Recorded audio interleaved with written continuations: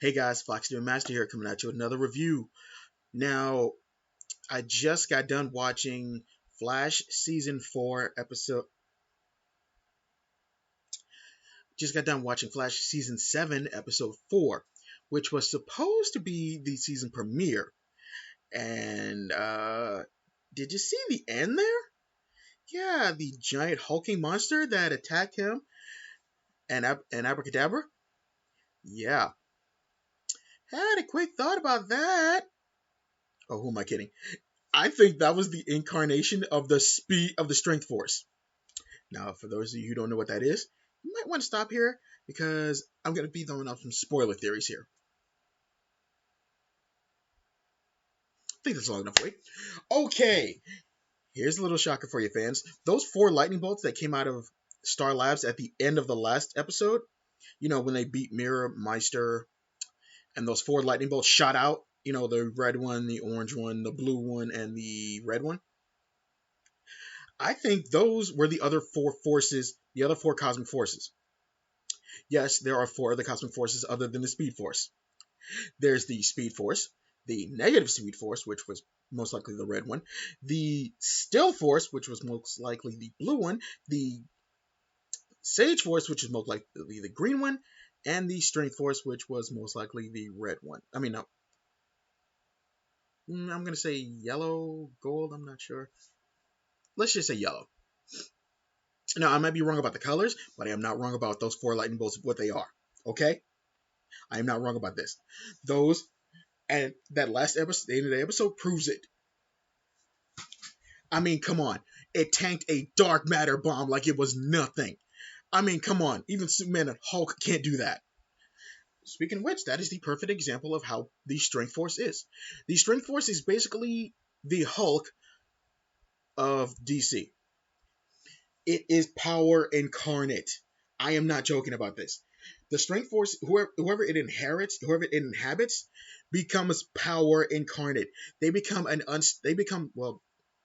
Imagine if you fuse the Hulk with the Juggernaut and Superman. Yeah, that's what the Strength Force is. Yeah, and if that is the case, then the Still Force and the Sage Force are not far behind.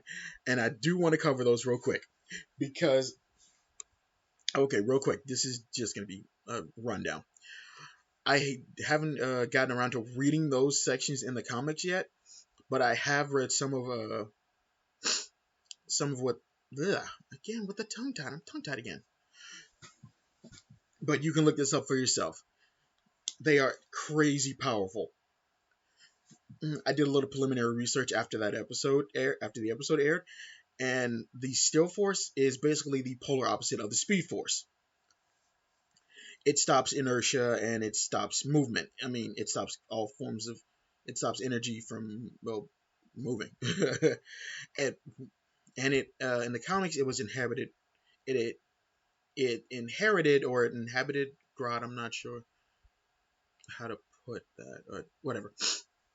Well, based on my preliminary research, the Still Force was so powerful that at its peak, at its user's peak capabilities, which happened to be Grodd, by the way, it was able to stop the expansion of the universe. Now that may sound now part of that power may sound familiar to you because we've already seen someone use something similar to the Still Force before. Do you remember the supervillain Turtle, whose powers they tried to capture to stop Zoom?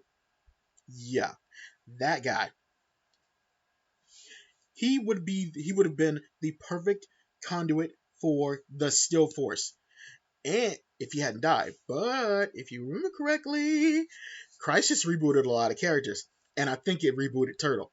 So we might be seeing him not only come back, but with a massive, massive, insane power boost here. I think that not only is Turtle alive, but he's going to be the conduit for the Still Force. Now, moving on, we're going to be talking about the Sage Force, which denotes wisdom. Yeah, which would immediately denote wisdom. And that's exactly right. The Sage Force boosts the intellect of its inhabitant.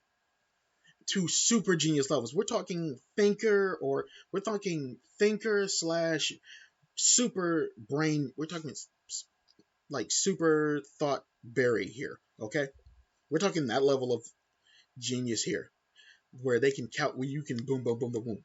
Um, you can think it. It happens in like, you can think it in a second. You can calculate like massive, like, I'm getting tongue tied again. Sorry about that. I'm just really excited about this. Oh, now here's what sets the stage force apart from the other four forces, if you want to include negative speed force. It can actually be harnessed through artificial means, like, I don't know, say the Thinker's chair that we know Barry still has sitting in Star Labs. I think that the Thinker's chair is going to be the conduit for the Sage Force, and the next person that sits in that thing is probably going to end up with a super brain.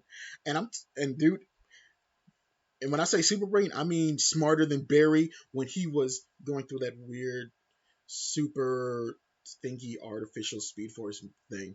Yeah, that, but smarter. And not only that, the person who taps into the Sage Force will also be able to control other people's minds, cause mental. Oh man, it's just every. Just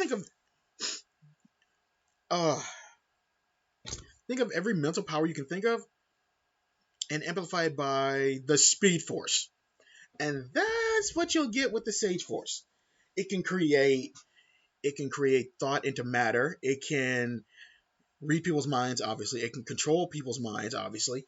And it's going to be really interesting to see what's going to happen next week, because I think that the conduit for the Sage Force might be showing up next week based on the trailer I just saw.